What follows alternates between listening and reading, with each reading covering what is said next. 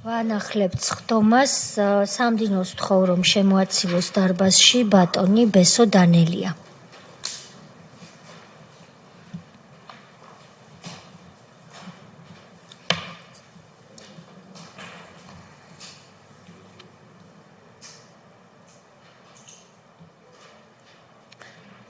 ბატონი ბესო დანელია, გთხოვთ ბატონო ბესო დაიკავოთ თქვენთვის განკუთვნილი ადგილი, მოგესალმებით ჩვენც. პირველ რიგში პროცედურული წესი რომ დავიცვათ, მე უნდა გაგაფრთხილოთ იმის თაობაზე, რომ ჩვენი კომისიის წინაშე განზრახ ცრუახსნა განმარტების მოცემა კითხვებზე პასუხისთვის თავის არიდება ან უარი პასუხზე. იწვევს სისხლის სამართლებრივ პასუხისმგებლობას, ამ გაფრთხილების დასტურად იქნებ მოაწეროთ ხელი იმ დოკუმენტს, რომელსაც თქვენ სამდივნოსთან ერთად უკვე გაეცანით და შეუდგეთ მუშაობას. დიდი მადლობა. ბატონო ბესო, ჩვენ შემოგთავაზებდით ასეთ მეთოდს. ჩვენთვის რამდენადაც ცნობილია თქვენ თავს მიხეილ სააკაშვილის რეჟიმის მმართველობის პირობებში სხვადასხვა დროს სხვადასხვა ფაქტს ჰქონდა ადგილი თქვენი უფლებების დარღვევის თაობაზე და უფრო მეტიც თქვენი ოჯახის წევრების უფლებებიც დაირღვა. ქრონოლოგიურად და გასაგებენაზე განსაკუთრებით ახალგაზრდებისთვის რომ მოგვითხროთ ამის შესახებ და შემდეგ თქვენი ნებართვით კომისიის წევრები დავსვამთ კითხვებს. მიკროფონი უნდა ჩართოთ წითლად რომ აინთება, უკვე გაისმება თქვენი ხმა. გთხოვთ. მოგესალმებით ქალბატონო თეა, მოგესალმებით პატრიცემულო კომისიის წევრებო, მივესალმებით ჩვენს მსმენელს და მაყურებელს. მე გახლავართ ბესო დანელია, დაბადებული ქალაქ თბილისში, პროფესიით იურისტი, სხვადასხვა თანამდებობებზე მუშაობდი ქართულ ჯგუფში, ვიყავი საფეხბურთო კლუბის საჩხერის ჩიხურას ვიცე-პრეზიდენტი, ვეწეოდი საადვოკატო საქმიანობას. რაც შეეხება რეჟიმის წინააღმდეგ ჩემს ქმედებებს, პირველად აქციაზე გამოვედი 2006 წელს სანდრო გირგვლიანის მკვლელობის შემდეგ. ეს ძალიან მნიშვნელოვანი არის, რომ მოისმინონ ახალგაზრდებმა, როდესაც ახალგაზრდა კაცი მხოლოდ იმის გამო წამებით მოკლეს, რომ თავის მეგობარს მიაკითხა, თავის მეგობარ გოგონას მიაკითხა, რომელიც იმყოფებოდა სუფრასთან, ახალაიებთან და თაკუს ალაყაიასთან, ანუ მერაბიშვილის მეუღლესთან ერთად. 2006 წლის შემდეგ აბსოლუტურად ყველა აქციას ვესწრებოდი. ვარ 2007 წლის 7 ნოემბრის დაზარალებული. 2007 წლის 7 ნოემბერს სპეცნაზთან ერთად ისე გამისწორდნენ ზონდერები, რომ ორი კვირა ფეხზე ვერ ვდგებოდი, შეიძლება მეტიც. ასევე ვარ 2009 წლის 6 მაისის დაზარალებული, როდესაც ჩვენ აქციიდან წავედით, რომ გავიგეთ, რომ ახალგაზრდებს არაადამიანურად ეპყრობოდნენ სამმართველოს შენობაში, მაშინ გია გაჩეჩილაძესთან უცნობთან ერთად და იმ დღესაც ძალიან სასტიკად პლასტიკური ტყვიებით, აკრძალული მეთოდებით ისეთ დღეში ჩავყარეს მართლა, რომ ეს მართლა უმძიმესი დღე იყო, ვინაიდან ჩემს გვერდით ირაკლი ხომასურიძემ დაკარგა თვალი, აი ფაქტიურად მისი თვალი როგორ დაეცა ძირს და როგორ დაბრმავდა კაცი, ამას მე ყველა ამბავს, რასაც მოყვები ფაქტებით, ამას დავასახელებ პიროვნებებს, ვინც ამას ესწრებოდა და არ მჩვევია, მით უმეტეს იურისტი ვარ, ჰაერზე საუბარი. ამას დაადასტურებს ბატონი შალვა, მე და ბატონი შალვა ოგბაიძე ვიდექი, ჩვენ შორის იდგა ირაკლინის თვალი დაკარგა. ბატონ შალვას თავში მოხვდა ტყვია, მე მომხვდა ერთი ტყვია ყურში, ერთი კისერში, ერთი მუხლში. ეს იყო რაღაცა, არ ვიცი, არნახულად მძიმე დღე. შემდეგ გავეშებული პოლიციელები, რომლებიც გამოვარდნენ მაშინ სამმართველოს შენობიდან, ხელში ჯაჭვებით, არ ვიცი, არ მინახავს პოლიციელი ჯაჭვით, ხელში და რკინის ეგრეთ წოდებული ხელკეტით, მინახავს, არის ხო პოლიციის აღჭურვილობა, ისე გამეტებით ურტყამდნენ ხალხს და განსაკუთრებით ახალგაზრდებს. ამის შემდეგ იყო ფურცელაძის ქუჩა, სადაც ყუდელებმა 6 ადამიანი დაგვიჭრეს, ანუ ახალგაზრდებს მოგმართეს, დაგვიძახეს. ეგრეთ წოდებული ზონდერები, სპორტსმენები, რომლებიც ყავდათ სააკაშვილს, მე რამდენადაც ვიცი, ესენი იყვნენ უშუალოდ გიგი უგულავას ხელმძღვანელობის ქვეშ, ვინაიდან გაფორმებული იყვნენ ქალაქის მერიის დასუფთავების სამსახურში, სადაც იღებდნენ ხელფასებს და ხელფასებს იღებდნენ აქციებიდან ხალხის მოპარვაში, აქციებზე ხალხის სემაში. ფურცელაძის ქუჩაზეც ესეთი რამ მოხდა. ახალგაზრდები ვიყავით ძირითადად იქ, ასევე არც ისე ახალგაზრდები იყვნენ 35-40 წლის ხალხიც და ახალგაზრდები ძალიან ბევრნი იყვნენ და ამ დროს მოვიდა დაახლოებით 50-მდე ეს ზონდერი კუდის სამსახური იყო და 6 ახალგაზრდა დაიჭრა იმ დღეს. ზოგი დაიჭრა ლურსმნიანი, ასე ვთქვათ, ჯოხი ჩაარტყეს ზოგს თავში, ზოგს ეგრეთ წოდებული რაგატკები, რომლებიც ისროდნენ რკინის, ასე ვთქვათ, ბურთულებს, რაღაცა ესეთ ბურთულებივით. ამ რაგატკებით ხა ის რო კაც თავში მოგხვდებოდა, ჯობდა რომ ტყვია მოხვედროდა რა. უკვე როდესაც რასაც მაშინ აკეთებდნენ ხელისუფლებაში, ახლა იმას ქუჩიდან აგრძელებენ. ესას იგივე მეთოდებით მოქმედებენ, მაგათინიერი არ შეცვლილა რა. რა თქმა უნდა, მე გარკვეული პერიოდის განმავლობაში არ ვიმყოფებოდი საქართველოში. რაც საქართველოში ჩამოვედი, მას შემდეგ უკვე 2 წელი სრულდება, მე ვარ ქართული ოცნების გლდანის ორგანიზაციის წევრი და ბოლომდე იმის გამო გადავდგე ეს ნაბიჯი, მე პირდაპირ გეტყვით, მე კარგახანი პოლიტიკას თავიდან ბოლომდე ჩამოშორებული ვიყავი, რადგან დადგა ამ სისხლის სამართლის დამნაშავე, ამ სისხლის მსმელი რეჟიმის მობრუნების საშიშროება. და მანამდე ვიდგები მე ქართული ოცნების გვერდით, სანამ ეს სისხლის მსმელები პასუხს არ აგებენ. აი დღეს რომ მოვდიოდი, ასობით ადამიანმა მთხოვა, რომ ყველას თხოვნა გამეხმოვანებინა, რომ სააკაშვილი გადაბრძანებულ იქნა ციხეში. რომ უყურებთ კურორტზე როა წამოწოლილი და ეხა ძალიან კარგად ვიცი რომ გვიყურებს. ზუსტად ვიცი რომ გვიყურებს და არც ერთი ეთერი არ გამოუტოვებია. ეხა მინდა ვისაუბრო 2009 წელს დაუბრუნდე, დგება 2010 წელი 9 წელი აქციები, მე წევრიანდები სახალხო კრებაში, სახალხო კრების ახალგაზრდობის ერთ-ერთი ლიდერი ვარ თბილისში. ჩვენი მეგობარი ცოტნე ანანიძე ბათუმში, ბევრი ახალგაზრდა, რომელიც ერთად ვიყავი და რომლებიც აბსოლუტურად კანონის დაცვით ერთი ფანჯარა არ გაგვიტეხავს, ერთი კანონი არ დაგვირღვევია არც მანიფესტაციების შესახებ, არც სისხლის სამართლის კოდექსი, არც საპროცესო კოდექსი. თავიდან ბოლომდე ჩვენს კონსტიტუციით მონიჭებულ უფლებას ვიყენებდით და ჩვენ იმის გამო, რომ არ გვინდოდა ჩვენს ქვეყანაში დიქტატურა, არ გვინდოდა ჩვენს ქვეყანაში სააკაშვილის სისხლიანი რეჟიმი, გამოვედით ქუჩაში. ამის გამო 2011 წლის 19 მაისს მიპირებდნენ მოტაცებას, ანუ მოტაცებას პირდაპირ კუდის და სოდის რამოდენიმე მანქანით თავს დამესხნენ, მოვასწარი მანქანის ჩაკეტვას, ცენტრალური საკეტის და ჩვენს ოფისამდე მისვლა გლდანის რაიონული ოფისი, სახალხო კრების, რომელთანაც უკვე პოლიცია დამხვდა და წამიყვანეს დაკითხვაზე. იმდენი ხალხი მოვიდა, ეს არის 2011 წლის 19 მაისი. იმდენი ხალხი მოვიდა, ჟურნალისტები მოვიდნენ, რომ ჩემი დაჭერა იმ დღეს გადაიდო, ასე ვთქვათ, 5 საათის დაკითხვის შემდეგ გამომიშვეს და 2011 წლის 21 მაისს უკვე ოჯახთან ერთად ქუჩაში თავს დამესხნენ 20-მდე პირი. აქედან იყო თუ არ ვწდები, ზუსტად მახსოვს 5-6 პირი პოლიციის ფორმაში ჩაცმული.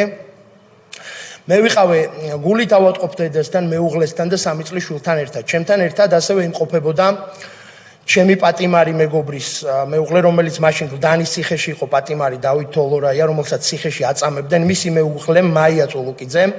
ამ ამბავს დაადასტურებენ, რომელთა თვითხილველები ნათია ბერიძე ჟურნალისტი, რომელიც ზუსტად შეესწრო ამ ამბავს, მე გუშინ დამირეკა ნათიამ და მითხრა, რომ გაიგო აქ მოვდიოდი, რომ ეს ყველაფერი მან თავის თვალით ნახა.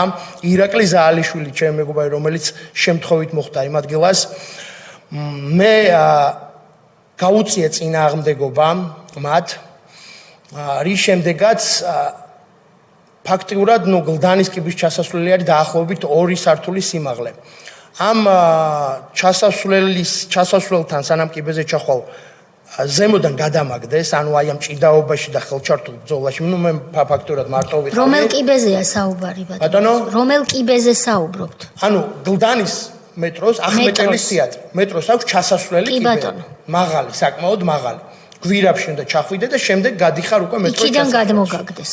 იქიდან გადმომაგდეს. რამდენი წლის ხართ ამ დროს? ამ დროს ეს არის 2011 წლის 21 მაისი, მე ვარ ამ დროს, ну დაახლოებით გამოვაკლოთ ახლა 16 წელი, 29 წლის. ახალგაზრდა კაცი, კი ბატონო. და შესაბამისად დაცემის დროს დამიზიანდა ხერხემალი, მე-5 და მე-6 მალა, ну ეხა მე ვამბობ რაც გადაღებული იქნა, მე-5 და მე-6 მალა იქნა ამოვარნილი და მათ შორის მოყვა ნერვი, იმიტომ რომ ძალიან მოკლე დროში ასე ვთქვათ, ყოველ 5 წამში ვკარგავდი გონებას. დაცემის შემდეგ 20-მდე პირი დამესია, ასე ვთქვათ, და საჩვენებლად, ну არ ვიცი, ეს რკინის ხელკეტებით, არ ვიცი, ну რეებით მირტყამდნენ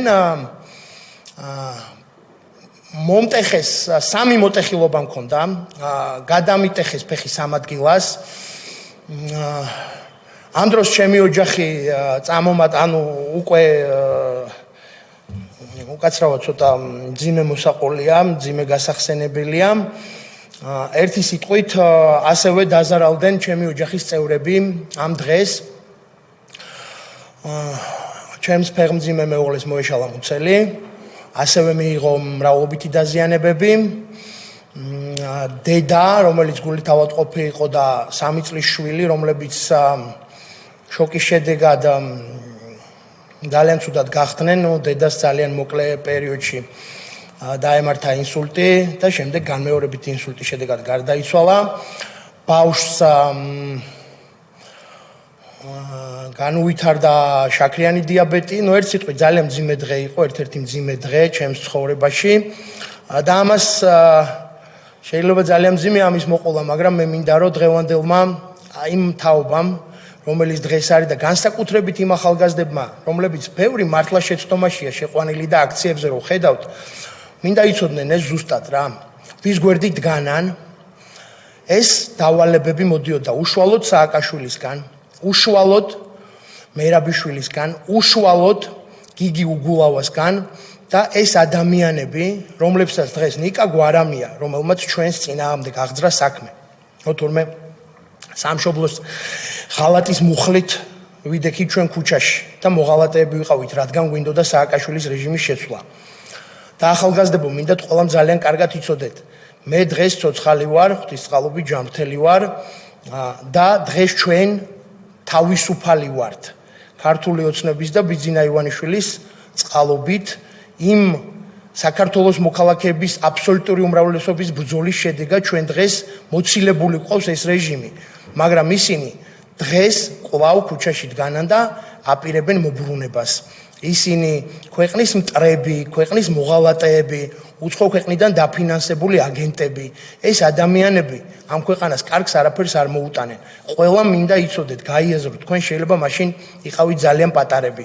შეიძლება ზოგიერთი თქვენგანი საერთოდ ბაღში დადიოდა, შეიძლება დაბადებული არ იყო, მაგრამ ეხლა წარმოიდგინეთ, როდესაც ახალგაზრდა ადამიანები, რომლებიც ბევრი ცოცხალი აღარ არის, ბევრმა იმ დღეს დაკავებულმა ადამიანმა, გეტყვით რომ 900-მდე ადამიანი დააპატიმრეს ერთ დღეს და უმეტესობა ახალგაზრდები იყვნენ. რამოდენიმე მათგანმა ერთ-ერთი იყო ლევანი კოტეტიშვილი, არ ვიცი რა უნდა როგორ უნდა მოექცენ ახალგაზრდა კაცს ისე რომ გამოშვების შემდეგ ერთ კვირაში თავი ჩამოიხსო საკუთარ სახლში. უამრავი ტრაგედია, უამრავი უბედურება დაგუმართეს და მინდა რომ ეს ყველამ კარგად გაიაზროს. არ ვიცი, სხვა ბევრი რამე შეიძლება ითქვას ამაც სისასტიკეზე, ბევრი რამე შეიძლება ითქვას იმაზე რომ არავითარ შემთხვევაში არ შეიძლება მათი მობრუნება და სანამ იქნება საშიშროება იმის, რომ ეს სისხლის მსმელი, ეს ადამიანთა მოძულე, ეს ყოველივე ქართულის და ყოველივე ეროვნულის მოძულე რეჟიმი კვლავ დააპირებს ამ ქვეყნის ხელისუფლებაში მობრუნებას, მე ვთვლი, რომ ყველა ქართველის ვალია, რომ ამას ხელი შეუშალოთ. აქედან გამომდინარე მე ვიდგები იქ სადაც ვდგევარ, ვიდგები ქართული ოცნების ხელისუფლების გვერდით და დღეს ეს უნამუსოები რომ შედარებებს აკეთებენ და დღეს არის თურმე დიქტატურა და დღეს არის თურმე იმაზე საუბარი რომ ქართული ოცნება ლახავს ადამიანის უფლებებს 200-მდე პოლიციელს ოპერაცია დაჭირდა და რუსთაველი გადაწვეს და დაანგრიეს და ერთი ფანჯარა არ ჩაგვიტეხავს ქალბატონთია ერთი ფანჯარა 5 კაცი ერთ ღამეში მოკლეს აქციას ერთ ღამეში მოგვიკლეს 5 კაცი უბრალოდ იმის გამო რომ გავბედეთ და ვთქვით რომ არ გვინდა ჩვენ ქვეყანაში დიქტატურა არაფერი არ დაგვიშავებია უბრალოდ სხვანაირად ფიქრობდით სხვა პოლიტიკურ პლატფორმაზე ვიდექით და არ გვინდოდა სააკაშვილი და მისი სისხლიანი რეჟიმი. აი ეს არის რა ჩემო ბატონო. მადლობა ბატონო ბესო, თქვენ სახალხო კრება ახსენეთ, თქვენ იყავით იმ დროს სახალხო კრების წევრი. ეს რო ახსნათ ახალგაზრდებისთვის იყო ოპოზიციური ჯგუფი. სახალხო კრება იყო გაერთიანება არა მხოლოდ ოპოზიციური ჯგუფი ეს იყო გარდა ძალიან ცნობილი და ძალიან ძვირფასი ადამიანების როგორებიც არიან ქალბატონი ნონა გაფრინდაშვილი, ბატონი ირაკლი ბათიაშვილი, ცხონებული სოსო ჯაჭვლიანი, ლუკა კურტანიძე, ასევე ელიზბარ ჯაველიძე, რეზო ესაძე, ნუ საზოგადოებისთვის, ამ ქვეყნისთვის უამრავი კარგი და უამრავი გია ბურჯანაძე კეთილი საქმე როა გაკეთებული გია ბურჯანაძე, ბატონ გიას დიდი პატივისცემა ჩვენი ვიცით რომ ბატონ გიას მძიმე ჯანმრთელობის მდგომარეობა აქვს და აქედან ჩვენი დიდი პატივისცემა და ჯანმრთელობას უსურვებდა. ეს პრობლემები მაშინ გაუჩინა. რა თქმა უნდა, ისეც ემეს ბატონი გია ჩვენ გვერდ ხარდამხარ ვიბრძოდით და ისეც ემეს ბატონი გია და იმდენი ქონდა ბატონ გიას მოხვედრილი რომ ეს პრობლემები და უამრავი სხვა პრობლემა და ძალიან ბევრი ადამიანი და მაშინ მსახიობი, დიდი მსახიობი გია ბურჯანაძის მხარდასაჭერად ბევრი მსახიობი გარეთ გამოსული მე პირადად ამახსენდება. არც ერთ ბილად რომ თქვათ დღეს რომ არის მე თვითონ თეატრალი ვარ, პირველი მაქვს თეატრალური ინსტიტუტი დამთავრებული 2000 წელს დავამთავრე შოთა რუსთაველის სახელობის თეატრისა და კინოს სახელმწიფო ინსტიტუტი, სანამ ჩავაბარებდი უნივერსიტეტში ჯავახიშვილში იურიდიულზე და მე ზუსტად ვიცი რა საზოგადოება დგას მსახიობების დღეს გარეთ. ზუსტად ვიცი რომ ეს ადამიანები მთელი მათი ცხოვრების მანძილზე არიან კონფორმისტები და მხოლოდ საკუთარ თავზე. ახლა რაზეა საუბარი ავთო ვარსიმაშვილი რომელსაც ბატონმა ბიძინამ თეატრი უყიდა. ქართულ ჯგუფში მუშაობდი ქალბატონ თეა მე და ყველა ის ადამიანი, ყველა მსახიობი, ყოველი თეატრალური ასე ვთქვათ დასის მსახიობი იღებდა ხელფასს.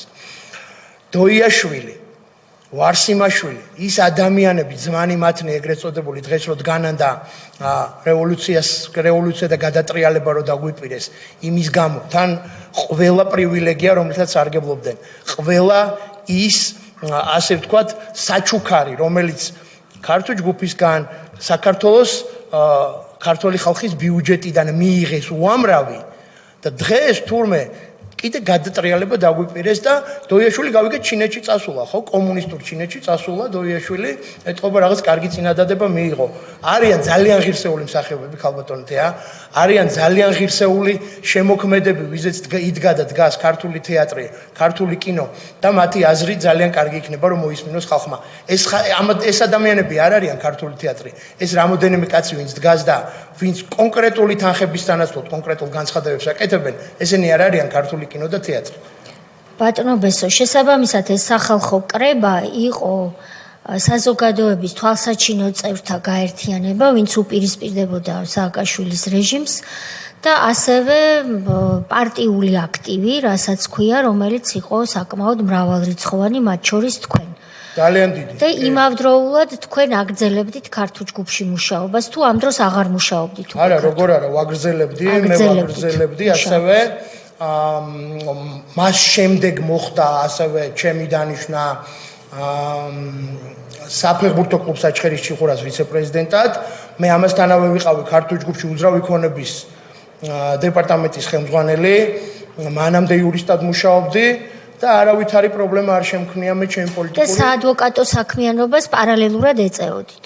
რა თქმა უნდა, ადვოკატო საქმიანობასაც ვეწეოდი კი წლების განმავლობაში, ვინაიდან მქონდა ჩაბარებული ადვოკატის გამოცდა, სამოქალაქო საქმის კვალიფიკაციით და შესაბამისად ამ საქმიანობასაც ვეწეოდი და დღესაც ვეწევი. და პოლიტიკაში დაბრუნება გადაწყვეტეთ 2 წლის წინ იმისათვის რომ თქვენ გააგრძელოთ ახლა უკვე დესტრუქციული ოპოზიციის წინააღმდეგ ბრძოლა. გადავწყვიტე რომ ესენი არ მოbrunდნენ ქალბატონ თეა, გადავწყვიტე და ვიქნები მანამ სანამ ეს საფრთხე იარსებებს. მე წინა არჩევნებზე ძალიან აქტიურად საპარლამენტო არჩევნებზე ჩართული ვიყავი კონკრეტულად გლდანის რაიონულ ორგანიზაციაში. გლდანი მუხიანი ავჭალა ჩართული ვიყავი და ყველა უბანი მოვიგეთ აბსოლუტურად ძალიან კარგად იცის საქართველოს მოსახლეობამ ძალიან კარგად იცის თბილისის მოსახლეობამ თუ რას აკეთებს ხელისუფლება გლდანის რაიონში უზარმაზარი პროექტები განხორციელდა ყველას აქვს უფლება გამოვიდეს და რაც უნდა ის ილაპარაკოს არავის თავს არ გაუხეთქავენ იმის გამო რომ გამოვიდეს და თქვას რომ ოცნება არ მინდა არავის თავს არ გაუხეთკენ იმის გამო რომ Facebook-ზე პოსტი დაწეროს ხალხს სამსახურებიდან ყრიდნენ და ციხეში სვამდნენ Facebook-ზე პოსტის დაწერის გამო რაზეა საუბარი ქალბატონთია და მე ძალიან აქტიურად ვიქნები ჩართული მანამ სანამ ეს საფრთხე არსებობს გასაგებია ბატონმა ირაკლი მანიშნა რომ კითხვის დასმა სურს და შემდეგ ბატონი სოზარი დიახ, ბატონებო, ჩვენ გვახსოვს საკმაოდ კარგად ყველას თუ რა მდგომარეობა იყო და როგორ ხდებოდა პროტესტის ტოტალური ჩახშობა. ტოტალური ჩახშობა იყო აქ თავარი ბიზანი. ამ დროს საინტერესო იყო, აი თქვენ ახლა კი აღნიშნეთ, რომ დიდად საზოგადოების გარკვეული ნაწილი არ გამოდიოდა და არა პროტესტებდა იგივე მსახიობებზე მომხდარ ძალადობას. მაინტერესებს საერთაშორისო სამართალდამცავი, ასე ვთქვათ, ორგანიზაციებიდან ან უცხოეთიდან რაიმე კონკრეტული მხარდასაჭერი, დასაცავი, განცხადება, ან ქმედება თუ განხორციელებულა, როდესაც თქვენ კონკრეტულად და თქვენ თანამებრძოლების გარშემო ესეთი ისტორია ხდებოდა საშინელი ისტორია. აი ესეთი კონკრეტული ფაქტი თუ გახსოვთ ან რამე ამდაგვარი თუ ყოფილა თქვენს მხარდასაჭერად და დასაცავად. ბატონო ირაკლი, დიდი მადლობა შეკითხვისთვის. ძალიან კარგი შეკითხვაა.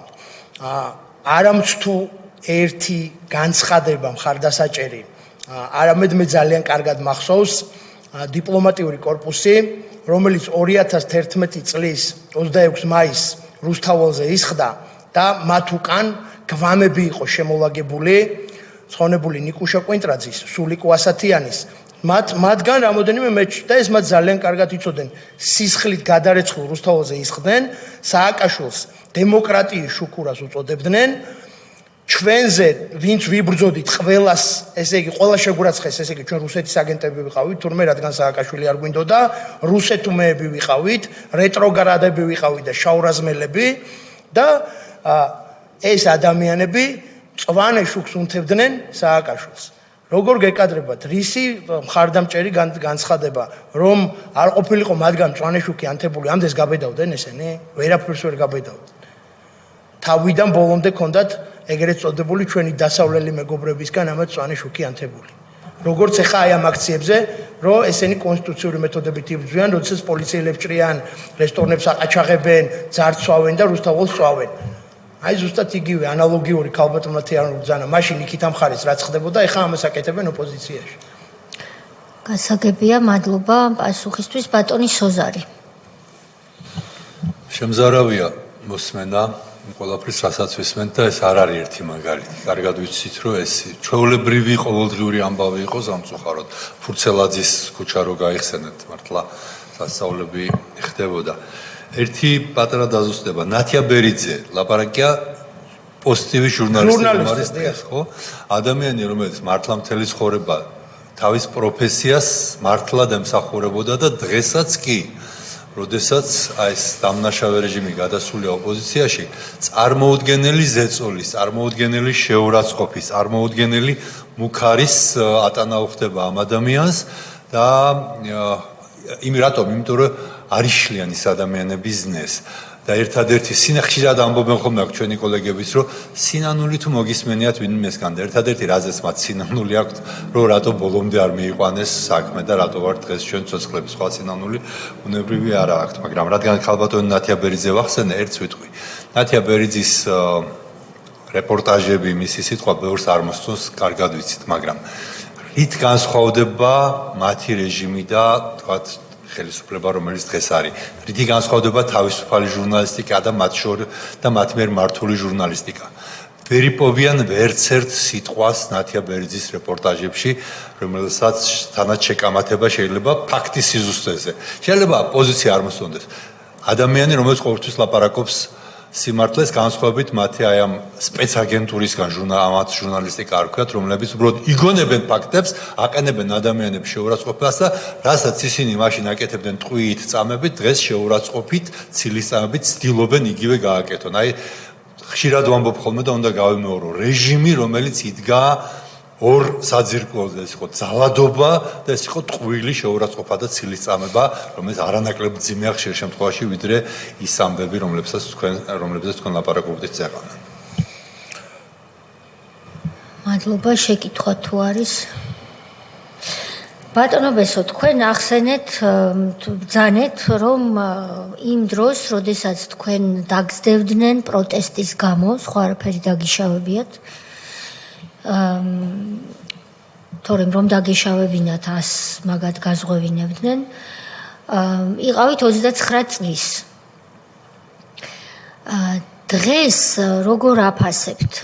აი ეს თქვენი პროტესტის გამო სასჯელია, როცა თავს გესხმიან, როცა ამ სიმაღლიდან გადმოგაგდებენ და ჯანმრთელობას სავარაუდოდ შეუქცევადად დაიზიანებ. როდესაც ფეხმძიმე მეუღლე გახლავს თან და მასაც ფიზიკურად ზიანს მიაყენებენ, როდესაც დედას დაკარგავ, იმიტომ რომ მის თვალწინ მის 29 წლის ვაჟს ასე ექცევა ძალოვანი სტრუქტურის წარმომადგენლები პოლიტიკოსების დავალებით. როდესაც 3 წლის შვილი შიშისგან დიაბეტით დაავადდება.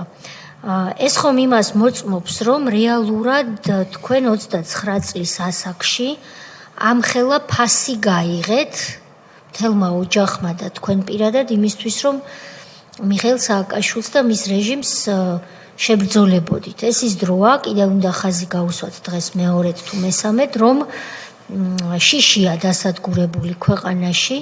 თქვენ აღნიშნეთ და მე ხაზს გაუსვამ, რომ დიახ, სახალხო კრებაში გაწევრიანებულ პირებს აბრალებდნენ, რომ არიან რუსეთუმეები და ამიტომ გვებძვიან, თორე საბრძოლველი არაფერიც არ არის ჩვენს ქვეყანაშიო და იგივე იყო ნარატივი, რაც დღეს არის, რომ თუ ვინმე გვებძვის, ან ჯაშუშია, ან რუსეთუმე. უბრალოდ ეხლა რუსეთუმე აღარ არის მოდაში და პირდაპირ რუსებს გვეძახიან. დღევანდელი გადასახედიდან თქვენ რას ეტყოდით იმათ, ვინც 29 წლის არის დღეს და ქუჩაში შეიძლება არ დგას, მაგრამ კითხვის ნიშნები აქვს. არ იცის კარგად ვინ არის ოპოზიციაში, არ იცის კარგად რა დაემართება ქვეყანას თუ ესენი დაბრუნდნენ. აი რა გაქვთ დღეს 29 წლის ადამიანებისთვის სათქმელი მათზე უფროს ადამიანს? დიდი მადლობა. კაუჭონცია, მე ვიყავი 25 წლის, როდესაც დავიწყე ბრძოლა. ანუ როდესაც გამოვედი პირველად სანდროს მკვლელობის შემდეგ გირგვლიანის ქუჩაში და მე ახალგაზრდებს დღეს ვეტყოდი, მათაც ვინც ქუჩაში დგას, მათაც ვინც იყო ამ აქციების მონაწილე, მათაც ვინც არ არის დაუშვათ აქციების მონაწილე და არის ხელისუფლების მხარდამჭერი და ძალიან კარგია და მადლობა ღმერთს, რომ უმეტესობა დღეს ასე ფიქრობს, საღად ფიქრობს. მაგრამ ძალიან მნიშვნელოვანი არის ერთი რამ. ჩემო ძვირფასებო, მეც ჩვენო ძვირფასო ახალგაზრდებო, თქვენ ხართ ამ ქვეყნის ხვალინდელი დღე. თქვენ ხართ ის ადამიანები, ვინც უნდა ჩაიბაროთ ჩვენი ქვეყანა, ვინც უნდა ეს ქვეყანა ატაროთ წინ. თქვენ უნდა იყოთ ამ ქვეყანაში ხვალ ექიმებიც, პოლიციელებიც, თქვენ უნდა იყოთ ხვალ პოლიტიკოსები, თქვენ უნდა შექმნათ ამ ქვეყნის ხვალინდელი დღე და ერთი რამ მინდა გითხრათ ყველას. მეც იმ ადამიანებმაც, ვინც ასე წლები ბრძოლაში გავატარეთ იმის გამო, რომ დღეს თქვენ გქონდეთ უფლება, თუნდაც გამოხვიდეთ ქუჩაში და თქვათ რასაც ფიქრობთ, თქვათ თუნდაც ყველაზე განსხვავებული მოსაზრება თუნდაც შემთვის მიუღებელი, თუნდაც ნებისმიერი ადამიანისთვის მიუღებელი, მაგრამ თქვენ ამის გამო არავინ დაგიჭერთ, თავში არავინ არაფერს არ ჩაგარტყოთ, ციხეში არ ჩაგსვამთ, თქვენი ოჯახის წევრს არ გამოაგდებენ სამსახურიდან, თქვენ უნდა ძალიან კარგად გქონდეთ გაცნობიერებული, რომ ის ეგრედ წოდებული ოპოზიცია, რომელიც დღეს და უკვე აი რამოდენიმე თვის განმავლობაში ცდილობს, რომ ქვეყანაში სისხლის ღვრის, გადატრიალების, რუსთაველზე მაიდნის მოწყობის, საქართველოში სისხლის კალოების მოწყობით, რომ მხოლოდ საკუთარი, მხოლოდ პირადი, მხოლოდ მათი კონფორმიზმი და მათი კეთილდღეობა იქნეს ასე ვთქვათ, უზრუნველყოფილი და ქვეყანა ჭირსად წაუღია. ძალიან კარგად ხედავთ თქვენ ნანუკა ჟორჟოლიანი, რომელიც აკეთებდა ამ განცხადებას, თუ სააკაშვილი კარგად არ იქნა, ჭირსად წაუღია ქვეყანა. თუ ჩვენ კარგად არ ვიქენით, ჭირსად წაუღია საქართველო. ეს არის მათი დევიზი ახალგაზრდებო, იცოდეთ. განსაკუთრებით მათ იცოდეთ, ვინც მათ უდგახართ გვერდით და ზუსტად იცოდეთ, რომ მათი შვილები ძალიან კარგ უნივერსიტეტებში, ძალიან კარგ, ასე ვთქვათ, სასწავლებლებში თავიდან ბოლომდე უზრუნველყოფილნი არიან და ეხლა მე იმათად ახალგაზრდებს, რომლებსაც არაერთხელ მოგმართეთ აქციების წინ და გითხარით, რომ თქვენ მოგიწევთ სისხლის სამართლის დანაშაულების გამო პასუხისგება, ვარ იურისტი და გეუბნებით. თქვენ პასუხს აგებთ და თქვენ მოგიწევთ ციხეში ჯდომა და ესენი ისე შეგაწმენდნენ ხელს, ვინც ახლა ისევ ჩანან ეგრეთ წოდებული ერთიანი ნაციონალური მოძრაობის ტელევიზიებში. ასე არ არის? ხო? თქვენ ვინც დააშავეთ, პასუხი აგეთ, ხართ ასე ვთქვათ, გისოსებს მიღმა და აუცილებლად სამართლებრივ ქვეყანაში ყველამ უნდა აგოს პასუხი მის საქციელზე. გამორიცხულია ისე ავაშენოთ დემოკრატიული საზოგადოება და ამაზე კარგი ფორმა ჯერ არ მოუფიქრებია კაცობრიობას, ხო ხედავთ? ესენი ისევ არიან გარეთ. მართალია ყველაფერს ვაკეთებთ, ეს კომისიაც იმისთვის არის, რომ მათი სისხლიანი დამნაშავე რეჟიმი გასამართლეს, უმაღლესი თანამდებობის პირები გასამართლენ, ნაციონალური მოძრაობა აიგრძალოს და მოხდეს სრული დენაციფიკაცია. იმისათვის, რომ ეს ქვეყანა წინ წავიდეს, ეს მართლა სისხლისმელები და სააკაშვილი გადაბრძანდეს, კეთილი ვინებოთ ყველამ და სააკაშვილი მივაბრძანოთ იქ, სადაც მისი ადგილი არის. სააკაშვილი რატომ უნდა იყოს კურორტზე? ამდენი ოჯახის დამქცევი, ამდენი ადამიანის დამუღუპავი, ამხელა ტერიტორიების დამკარგავი. 140 სოფელზე რო პრეზიდენტი იწვის, მე რა დავკარგეთ ქვების გროვაო. ეს ადამიანი კურორტზე უნდა იყოს, ეს ადამიანი არის სისხლის სამართლის დამნაშავე და მიშა ხო გვიყურებ ხა? ვიცი რომ ყველა გადაცემას უყურებ. ყველაფერს გავაკეთებ მე ბესო დანელია, სანამ ცოცხალი ვარ და ყველა ჩემი თანამებრძოლი, ყველა ის ადამიანი, ვინ შენ გაამწარე, გააუბედურე და ასეთები არის 100,000-ობით, რომ შენ ციხიდან ცხოვრებაში წვერი ვერ გამოხო და განა იმის გამო, რომ პოლიტიკურად იდევნები, არა, იმის გამო რაც ჩაიდინე, იმის გამო რაც ქვეყანას უკენი, იმის გამო რომ ამხელა ტერიტორიები დაგვაკარგინე, იმის გამო რომ უკან დაგხვიე, იმის გამო რომ დემოკრატიას, სასამართლოს, ჟურნალისტიკას ყველაფერს ხაზი გადაუსვი, ავტორიტარული რეჟიმი შეგვიქმენი და იმის გამო რაც ჩვენ ოჯახებს დამართე და რაც მომავალ თაობებს დამართე. ვერც სააკაშვილი, ვერც უგულავა, ვერც გვარამია, ვერასდროს არამ თუ ხელისუფლებაში მობრუნდებიან. მე ძალიან კარგად მახსოვს 2012 წლის პერიოდი, როდესაც არჩევნები მართლა აი, რა ვიცი რა, როგორი ზეწოლის ფასად მოვიგეთ, მილიონი ადამიანი ქუჩაში გამოვედით და ეს ადამიანები ცხვირს რო ვერ ყოფდნენ, გარეთ რო ვერ გამოდიოდნენ. ხმას რო ვერ იღებდნენ, ქვეყნიდან რო გარბოდნენ. აი ესე არის, ესე უნდა მოხდეს, რომ ამ ადამიანებმა არა მხოლოდ სისხლის სამართლებრივი პასუხისგებლობა, პოლიტიკური და მორალური პასუხისგებლობა უნდა იგრძნონ ისეთი, რომ მათ უფლება არ აქვთ ამ ქვეყანაში, არამედ თუ გამოვიდნენ და ხალხს მოუწოდონ რაიმე, არამედ ზოგადად რომ გამოჩნდნენ საერთოდ და ხმა ამოიღონ სადმე საჯარო სივრცეში. ეს ჩვენი თაობის გასაკეთებელი საქმეა, თქვენ ჩემზე უმცროსი ბრძანდებით, მაგრამ მეტნაკლებად ერთ თაობას წარმოვადგენთ და მძიმე, შეიძლება უმადურიც, მაგრამ სამომავლოდ საჭირო საქმეა, რომ მართლაც მათ პოლიტიკურ ველზე, როგორც თქვენ ბრძანეთ, ცხვირი არ გამოეყოფოდეთ, მაგრამ ეს ყველაფერი უნდა იყოს ფაქტებზე დაფუძნებული. ამიტომაც ბრძანდებით თქვენ აქ, როგორც მრავალგზის მსხვერპლი სააკაშვილის რეჟიმის და მადლობა თქვენ მიერ მოწოდებული ფაქტებისათვის. პატარა კითხვის ნიშანი დამრჩა გკითხავთ და შემდეგ დაგემშვიდობებით თქვენი ნებართვით თუ სხვა კითხვები არ იქნა. თქვენ ბრძანეთ რომ გლდანში როდესაც გლდანის მეტროსთან როდესაც თქვენ თავს დაგესხნენ რამდენიმე პოლიციელი და დანარჩენები სამოქალაქო ფორმაში გამოწყობილი 20-მდე პირი. თქვენ იმყოფებოდით დედასთან, მეუღლესთან და 3 წლის შვილთან ერთად და ბრძანეთ რომ მე შევეწინააღმდეგეო. აი ეს შეწინააღმდეგება რაში გამოიხატებოდა? აი ხლავე დეტალებს გეტყვით, ხალბატონ თეა, ჩვენ მოვდიოდით ტაქსით. ტაქსით ამოუდგა ჩვენს მანქანას, პოლიციელების მანქანას, სადაც იჯდა 6 პოლიციელი ფორმაში და ტაქსის მოთხოვეს მანქანის გაჩერება. მე უკვე ზუსტად ვიცოდი რომ ჩემი დაკავება იყო მიზანი. მე ვინაიდან არ მინდოდა რომ ჩემი ოჯახის თვალწინ მომხდარიყო ჩემი დაპატიმრება. მე ტაქსიდან გადმოვხდი და გლდანის მეტროს მიმართულებით გავიქეცი. არ მქონდა 50 მეტრი გავლილი, რომ 20-მდე პიროვნება, ხელკეტებით, ხელჯოხებით შეიარაღებული, ჯაჭვებით, კასტეტებით, აი როგორც ჩხუბში პირდაპირ, აი ესე არამს თუ რაღაც საუბარიც არ შემდგარა ჩვენ შორის პირდაპირ დამარტყეს და მეც პირდაპირ ჩავერთე ჩხუბში. აი ამ ჩხუბში ეს პოლიციელებიც მოვიდნენ და ძალიან კარგად მახსოვს, არ დამავიწყდება ერთ-ერთი პოლიციელის, როდესაც მე უკვე ძირს ვეგდე და სათვალე მომძვრა, ძირს დავარდა ერთ-ერთმა პოლიციელმა აიღო და ჩაიდო ჩემი სათვალე ჯიბეში.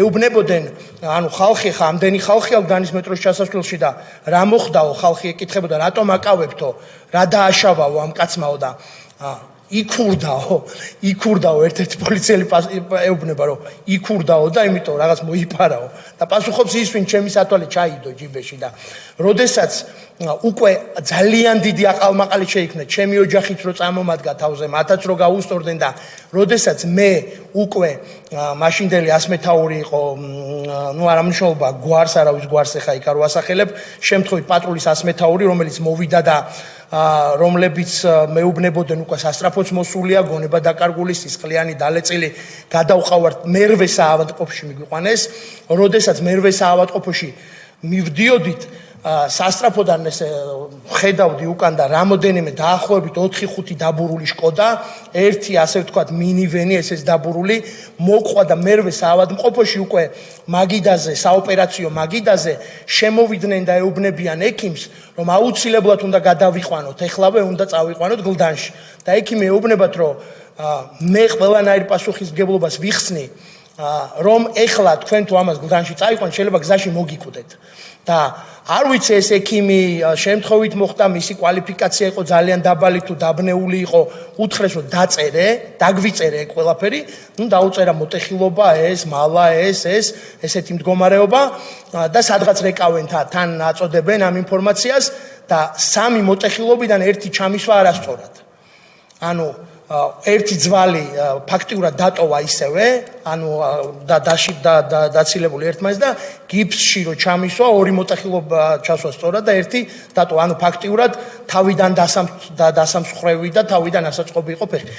და შესაბამისად 6 თვის განმავლობაში მე ვერ ვდგებოდი ფეხზე, ვერ დავდიოდი სახლშიც კი როდესაც გადამიყვანეს სახლში 6 თვის განმავლობაში დაბურული შკოდა ფსიქოლოგიური ტერორისთვის და ზეწოლისთვის სულ იდგა მუდამ იდგა სახლთან როცა არ უნდა გადმოგეხედა მუდამ სახლთან იდგა და 6 თვის შემდეგ უკვე ესე ვთქვათ ხელჯოხებით ნელ-ნელა დავიწყე წამოდგომა კი ბატონო ეს სახლთან დაბურული ყარაულობა ჩვენს გვახსოვს ბატონ ივანოს ბიჭუნების მაგრამ ეს ალბათ ყველაზე ნაკლები ბოროტება იყო იმ ძალიან კი ბატონო ეს ძირითადად ქალების და ბავშვების შესაშინებლად გამოცდილი მეთოდი გახლდათ მეც გამომიცდია ეს იყო მაგრამ ნეტა მხოლოდ ეს ყოფილიყო და არა უფრო მეტი მადლობა ბატონო ბესო მობრძანებისთვის თუ სხვა კითხვები არ არის დაგემშვიდობებით წარმატებებს გისურვებთ და მადლობა იმ ბრძოლისთვის რომელიც აწარმოეთ მძიმე დროს და რომლის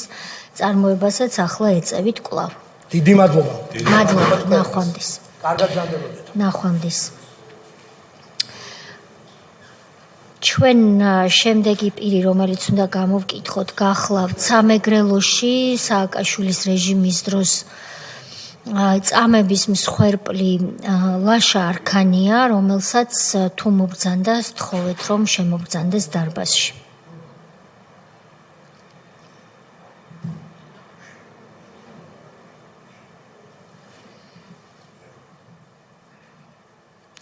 მოგესალმებით ბატონო ლაშა, გთხოვთ დაიკავოთ თქვენთვის განკუთვნილი ადგილი.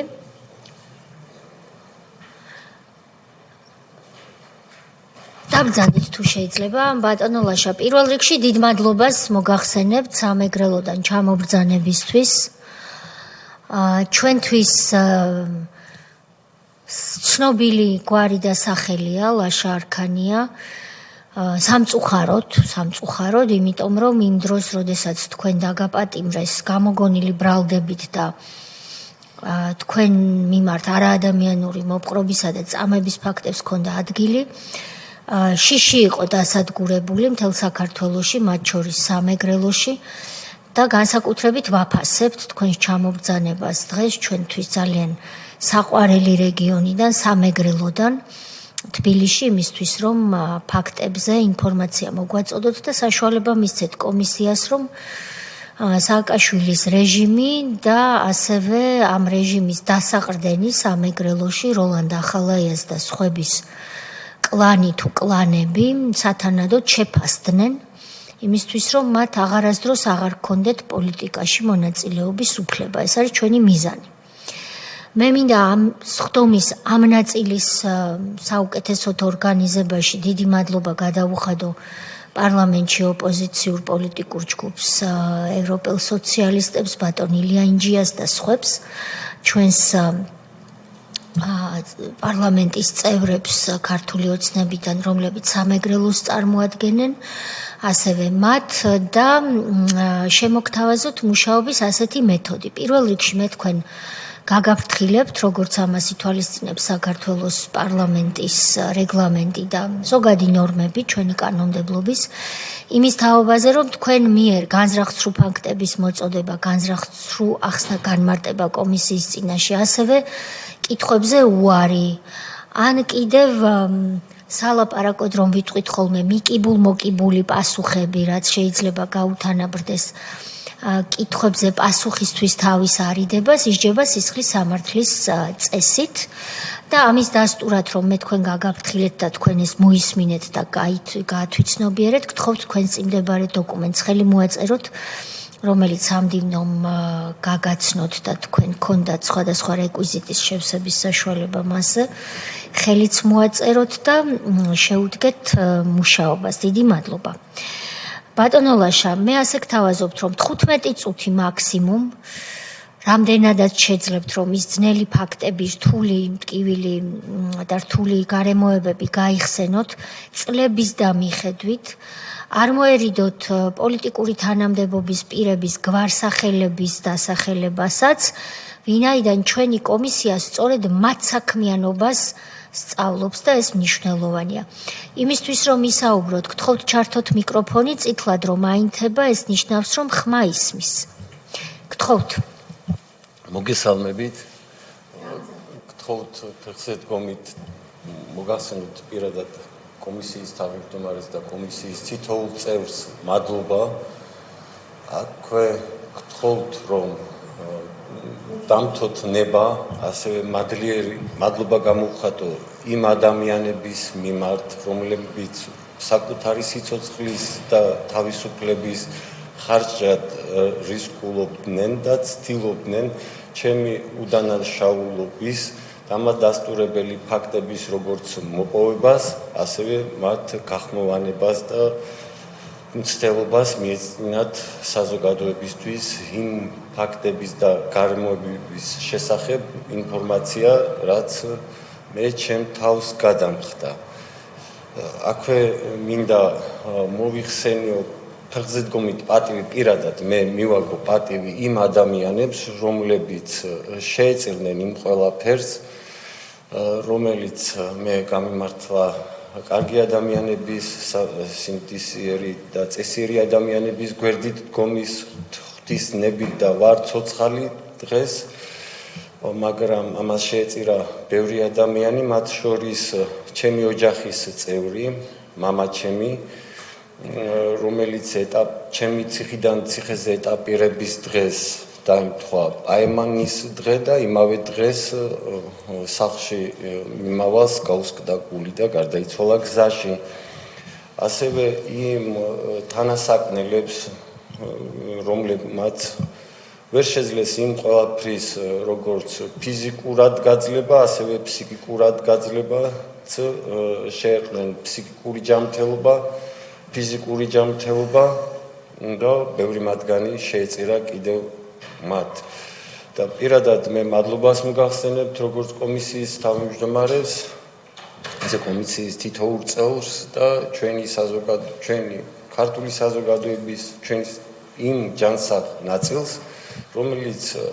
რომელსაც გააჩნია სურვილი და აკეთებს ყველაფერს იმისათვის, რომ ის ყველაფერი, რომელიც თითოეულმა ჩვენთაგანმა განვიცადეთ საკუთარ თავზე, არასდროს არც აქ ამ ქვეყანაში და არც არსად არ განმეორდეს და იმ ყველაფერს დანაშაულსაც დაერქვას სახელი და დამნაშავესაც მიეგოს შესაბამისი სასჯელი და მხოლოდ იმ შემთხვევაში თუ ისინი იქნებიან ჰუმანურები, შეგვიძლია ვიყო, მე პირადად შემიძლია ვიყო ჰუმანური მხოლოდ იმ ადამიანების მიმართ, რომლებიც მათ მიერ ჩადენილ ასე მძიმე დანაშაულს პირველ რიგში აღიარებენ, შემდგომ მოინანიებენ მათ მიერ ჩადენილ დანაშაულს. მე ამ ხალხის მიმართ აქვე გამოვთქვამ თქვენ წინაშე მზაობას, რომ როგორც კანონმდებლობა, სისხლის სამართლის კანონმდებლობა, ასევე პირადად მეც ვიქნები ჰუმანური. ბატონო ლაშა, მოდით უფლება მოგვეცით, რომ ჩვენ თქვენ შემოგიერთდეთ და ფეხზე წამოუდგეთ იმ მსხვერპლებს და დუმილით პატივი მივაგოთ, ვინც გარდაიცვალა და სხვაგვარად დაზიანდა სააკაშვილის რეჟიმის მიერ. მადლობა.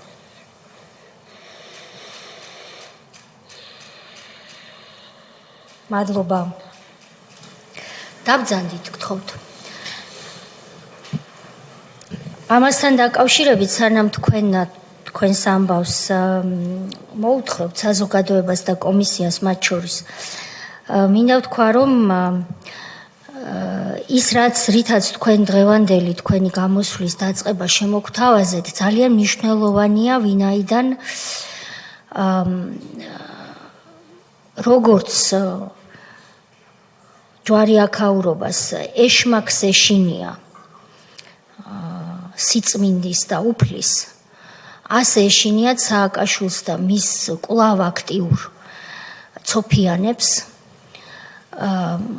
მსხვერპლების ხსენება, მათთვის პატივის მიგება და არ გვპატიობენ არც ერთს, მათ შორის არც მე და არც რომელიმე ჩემს თანამებრძოლს მსხვერპლებისთვის პატივის მიგების ფაქტს.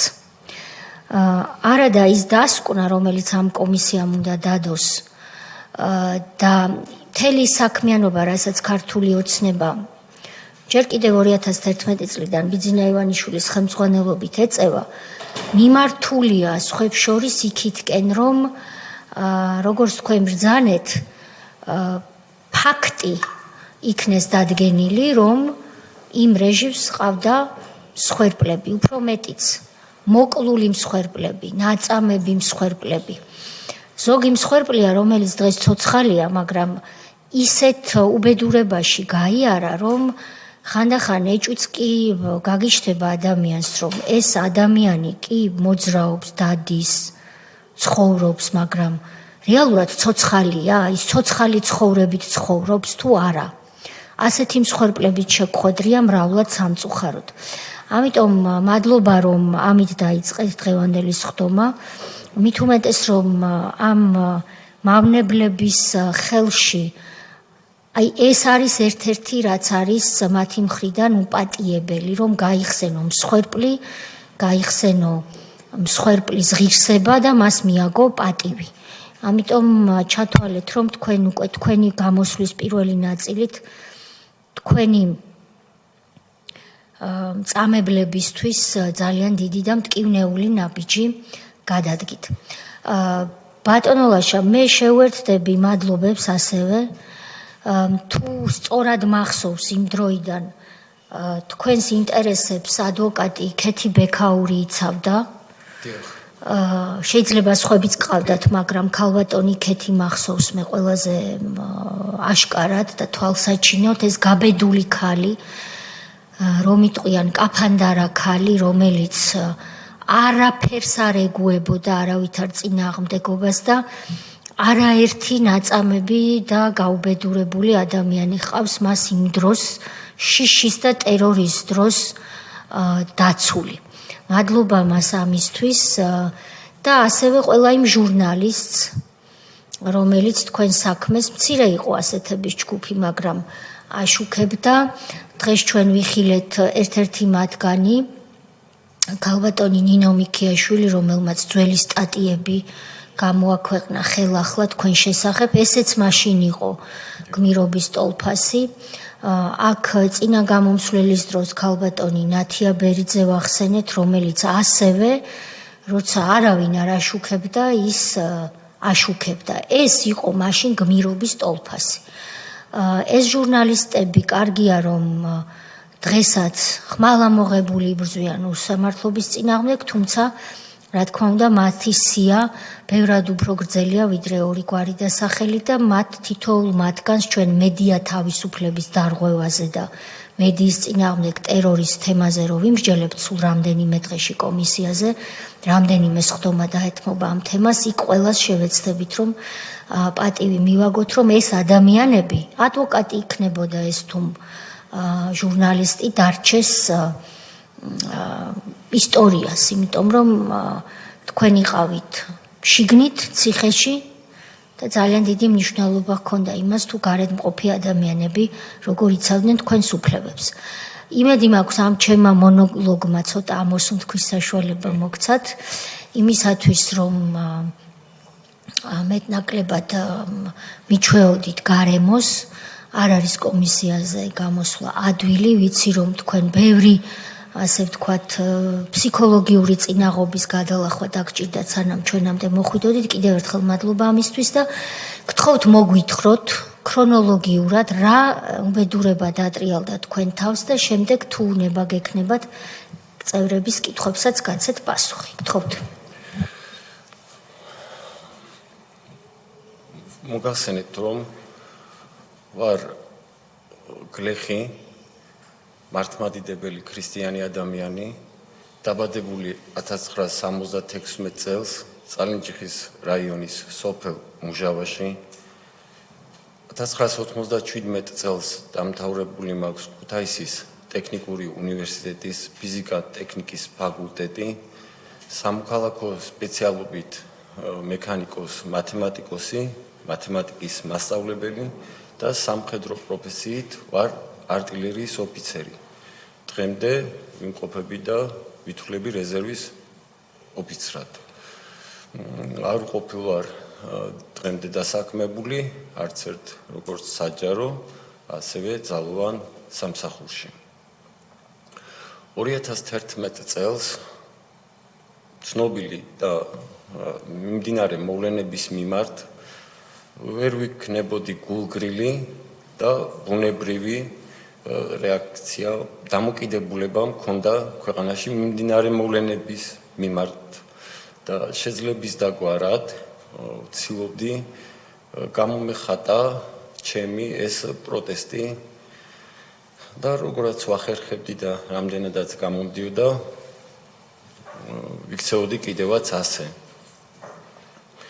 2011 წელს 14 ივნისს ჩემს სატელეფონო ზარზე, სატელეფონო ნომერზე განხორციელებული ზარის საფუძველზე სახლიდან მოტყუებით გამიყვანეს და სოფლის ჩემი საცხოვრებელი სახლის მიმდებარე ტერიტორიაზე ვერ ვიტყვით დაკავებას, იმიტომ რომ ეს იყო გატაცება,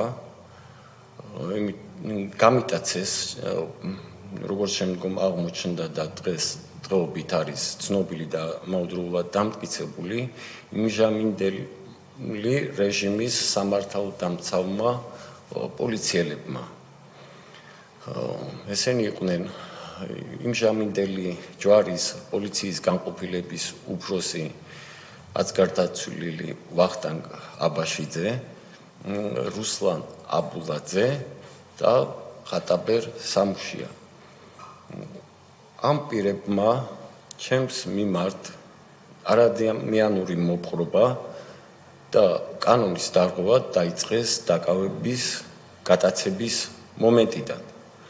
რაც გამოიხატებოდა იმაში, რომ მათ არ უთქვამთ, რომ ისინი იყვნენ პოლიციელები, არამედ თავს ასახებდნენ კრიმინალებად და შესაბამისად იქცეოდნენ კიდევაც როგორც კრიმინალები.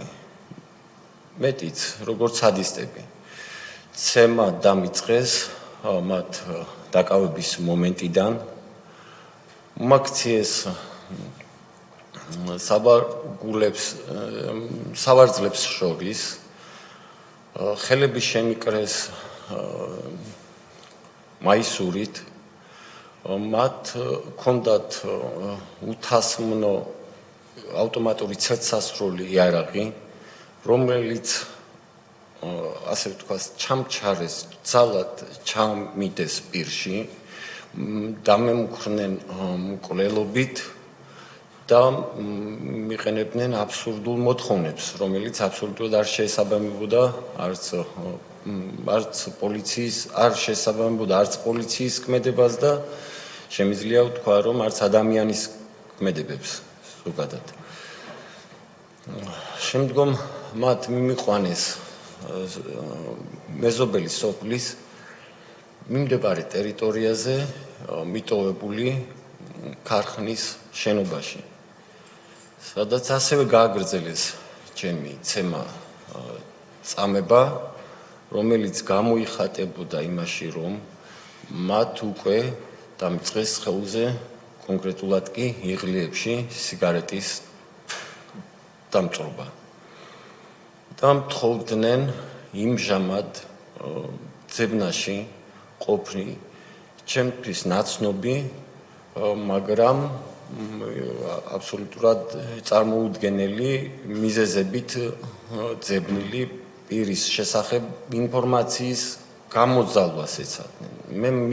მათ მის შესახებ არ ჰქონდა არანაირი ინფორმაცია, როგორც ადგილმდებარეობის შესახებ, ისე არანაირი ინფორმაციას არ ვფლობდი. და ვეუბნებოდი კიდევაც მათ ვერ ვახერხებდი ამის შესახებ თქმას მანამდე, სანამ ამ ცემაში არ მოვახერხე პირის ავტომატის ცეცხლსასროლი იარაღის ლულისგან განთავისუფლება. სადაც უთხარი კიდევაც მათ, რომ ისინი ჩემთვის გასაგები იყო, რომ იყვნენ პოლიციელები და უთხარი თუ რა მიზნით აკეთებდნენ ამას და რა სურდათ კონკრეტულად მათ ჩემგან. მითხრეს, რომ მათ სჭირდებოდათ ინფორმაცია ძებნილის ადგილმდებარეობის შესახებ, რაზეც მოვახსენე, რომ ჩემთვის უცნობია მისი ადგილმდებარეობა, უცნობი იყო მანამდეც და არ შემეძლო მომავალშიც გამეგო. აქ ეს წამება გაგრძელდა წუთობრივი ინტერვალით სიგარეტით დამწვრობით. შემდგომ ამ ადგილიდან გადამიყვანეს იქვე მეზობელი სოფლის მოსაცდელ, ეგრეთ წოდებულ მოსაცდელ შენობას, სოფლის მოსაცდელ შენობასთან დამხვდნენ პოლიციელები. იმჟამინდელი წალენჯიხის პოლიციის განყოფილების უფროსი გოჩა გოგოხია, მისი მოადგილეები რუსლან აბულაძე, ილუშა აკუბარდია, ასევე რევაზ ლაზიშვილი და არ მინდა გამომრჩეს და დარწმუნებული ვარ არ გამომრჩება, მაგრამ იმ პირთა შესახებ, რომლებიც შემდგომში ამოვიცანი გამოძიების მიმდინარეობის პროცესში, ამ პირების შესახებ გამოძიებისთვის ამომწურავი ინფორმაცია მაქვს მიწოდებული და ეხლაც ვეცდები ის ყველაფერი დეტალურად აღვიდგინო, მიუხედავად იმისა, რომ ეს არც მარტივი სალაპარაკოა, დარწმუნებული ვარ, არც ადვილი მოსასმენია, მაგრამ რამდენადაც ვაცნობიერებ, რომ ეს იმ მიზეზით, რომ ცნობილი იყოს საჭირო არის, ვცდილობ და ვეცდები მაქსიმალურად დეტალებში ავღვიდგინო ის წამების დეტალებით, რომელიც მთელი ღამის განმავლობაში 14 ივნისის ღამეს გაგრძელდა, როგორც ჯვარის პოლიციის განყოფილებაში, ასევე შემდგომ წალენჯიხის პოლიციის განყოფილებაში და იმ ფსიქიკური ზეწოლების შესახებ, რომელიც განხორციელდა შემდგომ პატიმრობისას თუ თავისუფლებაზე. მაგრამ თანმიმდევრობის დაცვის მიზეზით ეხლა საუბარს დავიწყებ ჯვარის პოლიციის განყოფილებაში განვითარებული მოვლენების შესახებ. ჯვარის პოლიციის განყოფილებაში მიყვანის შემდგომ წალენჯიხის პოლიციის განყოფილების უფროსმა გოჩა გოგოხიამ იმყოფ პოლიციელებს უბრძანა, რომ გასულიყვნენ ისინი გარეთ. შენობაში დაიტოვა ჯვარის პოლიციის განყოფილების უფროსი და მისი თანმხლები პოლიციელებიც თურთ გააგრძელა ჩემზე ფიზიკური ძალადობა, რომელიც გამოიხატებოდა იმით, რომ მან პირველმა დამარტყა ხელი განყოფილებაში, ჯვარის პოლიციის განყოფილებაში, შემდგომ იქ მყოფ მის გვერდით და ჩემ მიერ დასახელებულ პოლიციელებს მიუთითა, დაუბარა, რომ გადაეწიათ შალუზები, ჩაექროთ შუქები და დავემუშავებინეთ. ეს დამუშავება გაგრძელდა მთელი ღამის განმავლობაში და ჩემ მიმართ ჰქონდათ მოთხოვნილება, რომ მე დამესახილებინა, დავხმარებოდი მათ პირადად, დამედანაშაულებინა ჩემთვის უცნობი პირები სოფლის მიმდებარე ტერიტორიაზე განხორციელებულ ტერორისტულ აქტის ჩადენაში. რა ჩემი როლი ამ შემთხვევაში იქნებოდა ის, თითქოს მე ვიყავი თვითმხილველი იმ პირების ჩადენილი დანაშაულის ჩადენაში და გარკვეული როლის დამაკისრებდნენ თითქოს დახმარებაში და ამის გამო მემპირდებოდნენ, რომ იქნებოდნენ ჰუმანური, მომიჭიდნენ მინიმალურ სასჯელს 2 წლის ვადით, მათი თქმით, თუ დავეხმარებოდი მათ ამ ყველაფერში და თუ არა, მაშინ დამპირდნენ, რომ თვითონ მათ აიძულებდნენ, რომ ჩემზე მათი თქმით დაედოთ ხელი და მე დავადანაშაულებინე იმ დანაშაულში, რომლის ჩადენაში მათ ბრალეულობას მხილებას მე მთხოვდნენ. ისა, ბატონლაშა, ერთი დავაზუსტო მინდა თუ შეიძლება. ამ ადამიანებს უკვე ჩადენილი ქონდათ ეს დანაშაული, რაზეც თქვენ გთხოვდნენ, რომ თვითმხილველად გეღიარებინათ დავი, თუ იგეგმებოდა ეს, თუ უკვე არსებობდა ეს დანაშაული ჩადენილი? ეს მე უბრალოდ იმ პირების შესახებ არათუ ინფორმაცია არ მქონდა, რამე ნაცნობობაც და აბსოლუტურად წარმოდგენა არ მქონდა, ვინ იყო ეს პირები. უბრალოდ ის აქტი, რომელიც განხორციელდა, ამის შესახებ მომეპოვებოდა ინფორმაცია, გამომდინარე იქიდან, რომ ეს ჩემი სოფლის მიმდებარე სოფლის ტერიტორიაზე მოხდა ეს ტერორისტული აქტი, სადაც მოკლული იქნა წალენჯიხის იმჟამინდელი გამგებელი და ჩემი თანასოფლელი პირი. ესე იგი მოხდა რაღაც. ეს ტერორისტული აქტი რეალობაში იყო მომხდარი. გასაგები, ეს ვიკითხე ხო, ეს მე მაიძულებდნენ, ჩემგან მოითხოვდნენ პირები დამედანაშაულებინა, ჩემთვის უცნობი პირები დამედანაშაულებინა ამ ტერორისტული აქტის ჩადენაში. როგორ ფიქრობთ, რატო შეირჩა თქვენზე თქვენ რატო აგირჩიეს ამისთვის?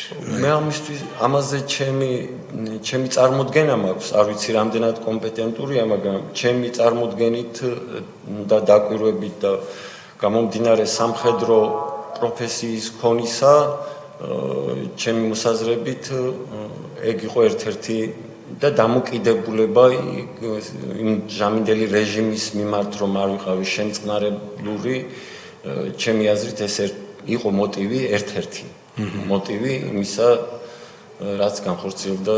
თქვენ რატო იქნა არჩეული თქვენს მიმართ ეს ყველაფერი განხორციელებული? გასაგებია, ბოდიში. ხო, რაც შეეხება ჯვარის განყოფილებაში, აქ ჩემზე ძალადობა განხორციელდა ჯგუფურად, მირტყამდნენ ჩემ მიერ ხსენებული პოლიციელები, აქ და როგორც გამოძიების დეტალურად მაქვს მითითებული მათი ვინაობის შესახებ და მზადვარ აქვე და ვილაპარაკო მათ ვინაობაზე. ეს პირები ჯგუფურად და ცალ-ცალკე საღამოს 22 საათიდან დილის 4 საათამდე ჯვარის პოლიციის განყოფილებაში მოითხოვდნენ ერთადერთ ამ ტერორისტულ აქტში ადამიანების დადანაშაულებაში დახმარებას, რასაც მაიძულებდნენ ცემით, ადგილი ჰქონდა დახვრეტის იმიტაციას, გამიყვანა იმ ჟამინდელმა პოლიციის განყოფილების, ჯვარის პოლიციის განყოფილების უფროსმა ვახტანგ გაბაშიძემ და ცადა დახვრეტის იმიტაცია. გამიყვანა დასახვრეტად. შემდგომ მე თვითონ დავთანხმდი არჩევნის წინაშე დამაყენა ან დაგხვრეთ ან დამეხმარებოდა. მე პირადად ავირჩიე რომ დავიხვრიტე და მან გამიყვანა კიდევაც ამ მიზნით, მაგრამ როგორაც ჩატარებული საგამოძიებო ექსპერტიზის დროს მე თვითონაც მივხვდი რომ მას პირადად მან დამარტყა, ვერ ვიტყვი იარაღის კონდახი, რომელთაც დახვრეტით მემუქრებოდა თუ მუჭი, მაგრამ მე ამოვჭდი მიწაზე უგონო მდგომარეობაში და საბედნიეროდ არ დახვრეტილი. მის შემდგომ ის დამემუქრა, რომ ეხლა ზუგდიდიდან მოვიდოდნენ პირები, რომლებსაც ვერ გადაურჩებოდი და მოვიდნენ პირები, რომლებიც არანაკლებ სისასტიკით გამოირჩეოდნენ. ეს იყო უკვე დილის პერიოდი, მთელი ღამის ცემისგან, წვალებისგან დაღლილიც, უძლურიც და ამ დროს კოხტა კოდუა, რამდენადაც ვიცი, ზუგდიდის პოლიციის რომელიღაც განყოფილების წარმომადგენლები იყვნენ, გიორგი სამუშია, კოხტა კოდუა, რომლებმაც უსიტყვოდ ყველაფრის გარეშე დამიწყეს ხელახლაცემა, აქვე აღნიშნა, რომ ცემდნენ ხელებშეკრულს, როგორც მანამდე, ისევე ესენიც.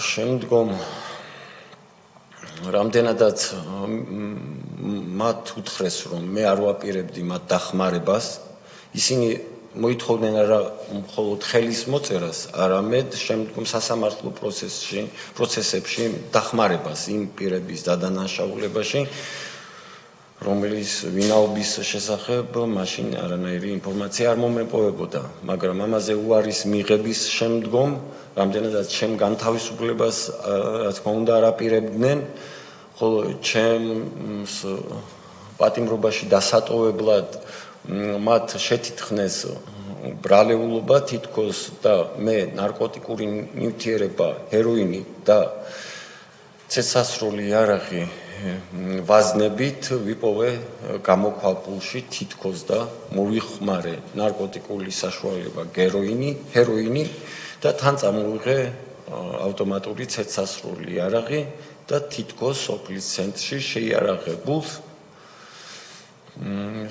და ნარკოტიკული ზემოქმედების ზემოქმედების ქვეშ მყოფი დამაკავეს სოფლის ცენტრში თითქოს. აი ამ პერიოდის მანძილზე მე რაღაცებს დავაზუსტებ ხოლმე თუ შეიძლება.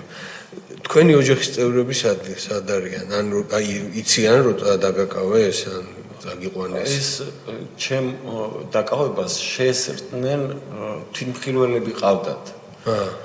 მაგრამ ოჯახის წევრებს გააგებიეს სწორედ რომ ამ თვითმხილველებმა გარკვეული პერიოდის შემდგომ, როდესაც მოახერხეს რამე თუ მე მშობლებთან ცხოვრობდი, ასაკოვანი დედმამა მყავდა და მათ მოარიდეს ძმები არ იმყოფებოდნენ ტერიტორიულად იქ იმჟამად და ამის შესახებ ფაქტიურად ჩემი ოჯახის წევრებისთვის ნობილი გახდა მეორე დღეს. მეორე დღემდე არ იცოდნენ სად იყავით? დაკავების შესახებ ჩემი ოჯახის წევრებმა არ იცოდნენ. გასაგები. მე პირადად არ მასარგებლეს უფლებით მაგაზე საუბარი ზედმეტი იყო რომ ახლობელს ან ოჯახის წევრს ან თუნდაც ადვოკატს დავკავშირებოდი ამაზე საუბარი ზედმეტი იყო. რაც შეეხება ის რომ იძულებული გავხდი ხელი მომეწერა იარაღის და ნარკოტიკის ფლობა მოხმარებაზე გავხდი იმის საფუძვლად იძულებული რომ კოხტა კოდუა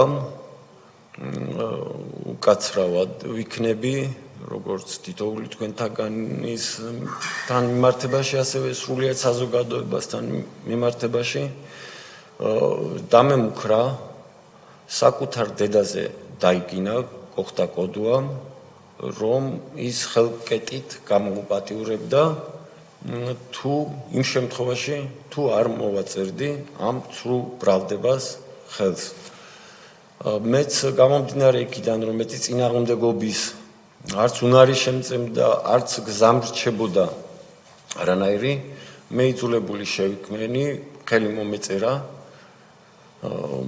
ბრალდებზე რომელიც არ ჩამიდენია ნარკოტიკის და იარაღის ფლობის თაობაზე.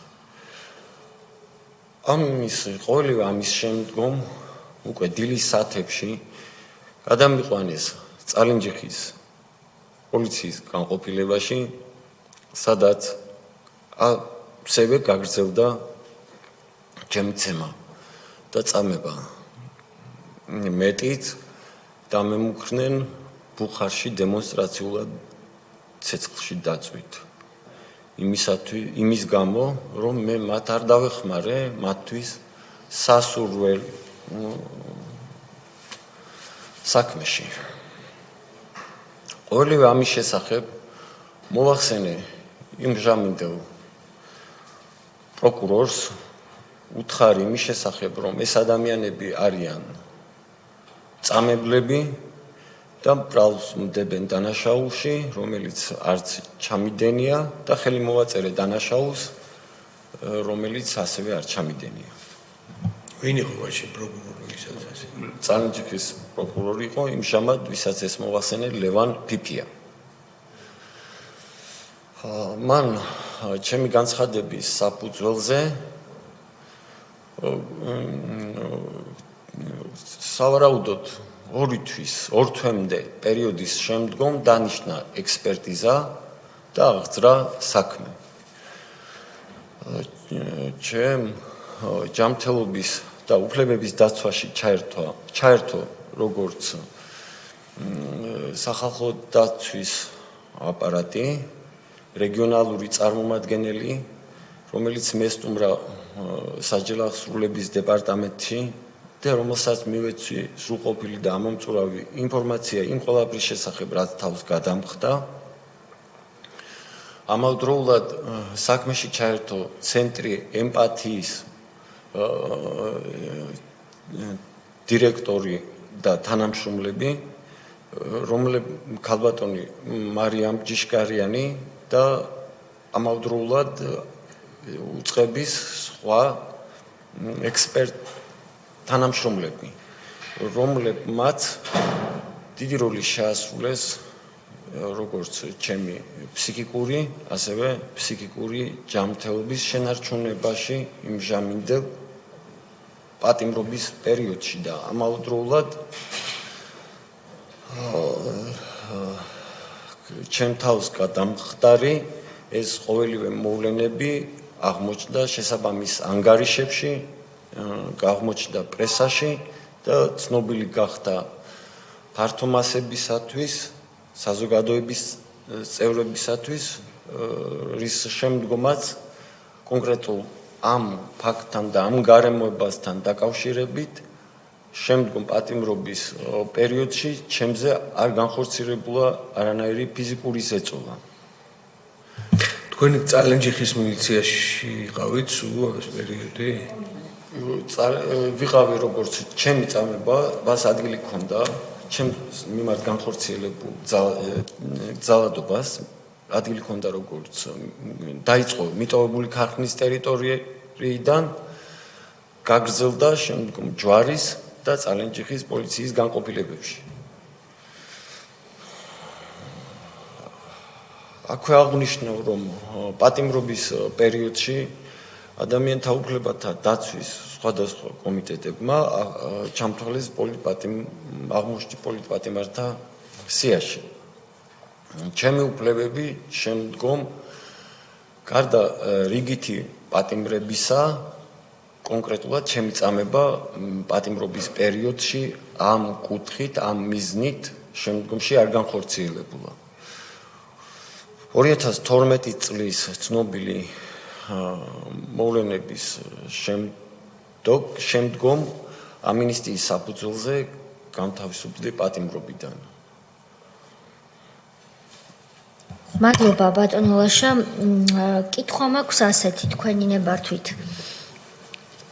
როდესაც აღიძრა საქმე, მას შემდეგ რაც პროკურორს თქვენ მოახსენეთ იმის თაობაზე, რომ თქვენს მიმართ წამებას ჰქონდა ადგილი. იმ დროს ეს იყო უპრეცედენტო პრაქტიკულად გადაწყვეტილება, იმიტომ რომ წამება ხდებოდა ბევრი, მაგრამ წამების მუხლით აღძრული იყო სისხლის სამართლის საქმე, რეალურად წარმოუდგენელი ამბავი იყო. შეიძლება დღეს ვიღაცამ არ იცოდეს, მაგრამ ასე იყო ნამდვილად. უკავშირებთ თუ არა თქვენ ამას იმ ფაქტს, რომ ვინაიდან გახმაურდა თქვენ და მიმოპყრობის ფაქტები, შემდეგ ხელისუფლებას ეს ნაბიჯი დასჭირდა იმისთვის, რომ ეთქვა, რომ ვიძიებთ. იმიტომ რომ ხანდახან, როდესაც იშვიათად, მაგრამ გახმაურდებოდა, მათ უყვარდათ ხოლმე ასეთი ფრაზა, რომ გამოძიება დაველოდოთ გამოძიებას. ეს იყო რაღაცნაირად მანტრასავით იმეორებდნენ ხოლმე მერე იშვიათ საქმებზე, სადაც გამოძიება დაიწყებოდა, გამოძიებას დაველოდოთ ფრაზას. თუ მანამდე მოხდა სისხლის სამართლის საქმის აღძვრა? მიუხედავად იმისა, რომ საქმე აღძრა, სისხლის სამართლის საქმე აღძრა წამების ფაქტზე, ეს იყო ფორმალური, იმიტომ რომ მას არავითარი შედეგი არ მოყოლია, არაერთი განცხადებისა, როგორც ჩემი, ასე ჩემი უფლებადამცველი ადვოკატის არაერთი განცხადებისა, აი ძალისხმევისა, რომ ეცადა გაერღვია ეს მოჯადოებული წრე და დაეძრა საქმე მსვლელობა, ეს იყო უშედეგო, იყო საქმე თაროზე შემოდებული, მე მესჯებოდა მომესაჯა 13 წლით თავისუფლების აღკვეთა იარაღისა და ნარკოტიკის არ ქონის თითიდან გამოწვეული მტკიცებულებებით ეგრეთ წოდებული შეკერილი საქმის და ბრალდების საფუძველზე მომესაჯა 13 წელიწადი, რომელიც ორივე ინსტანციის სასამართლომ უცვლელად დატოვა, ხოლო მესამე ინსტანციის სასამართლომ კიდევ საერთოდ განსახილულად არ ცნო. ამის შემდგომ საქმე განვითარდა სტრასბურგის ადამიანთა უფლებათა დაცვის სასამართლოში და შედეგი დადგა 2020 წელს, სადაც კონივრულ ეჭვმის მიღმა სტანდარტით დადასტურდა ჩემი წამების ფაქტი. მაგრამ აი ეს ფორმალობა ბატონო ლაშა, რომ ნაციონალური მოძრაობის დროს მით უმეტეს სამეგრელოში, სადაც პრაქტიკულად ტერორი იყო, მაინც აღიძრა საქმე და ეს რას უკავშირდება, რომ გახმაურდა?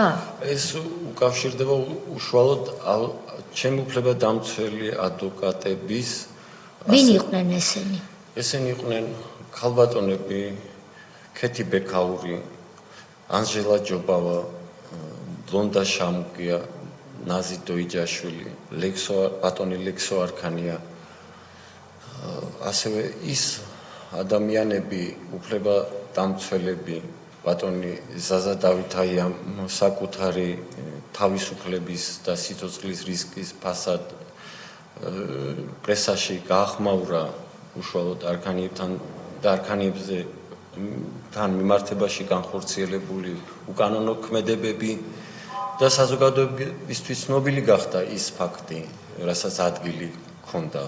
და ამან გამოიწვია, რომ გამოსავალი აღარ დარჩა მაშინდელ პროკურატურას და ხელისუფლებამ მისცა პროკურატურას ნება, რომ წამების მუხლით აღეძრათ საქმე, რომელიც გასაგები იყო, რომ ფორმალური იყო. ფორმალურად დაძრა, მაგრამ ამან მიხსნა კიდევაც და შემინარჩუნა სიტყვა. კი ბატონო, იცით რატომ გეკითხებით ამას, რომ ჩვენი დასკვნისთვის მნიშვნელოვანია მოდელი ავხსნათ.